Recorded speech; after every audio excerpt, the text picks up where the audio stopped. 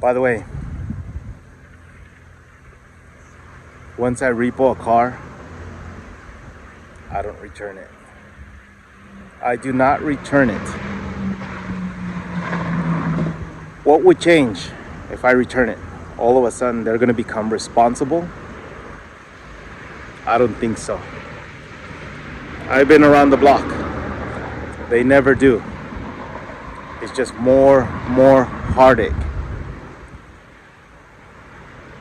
It's a complete pain in the butt. So, I'm gonna get her ready. I'm gonna clean her up. And I'm gonna get her ready for a client that hopefully wants to change their life and be responsible for once.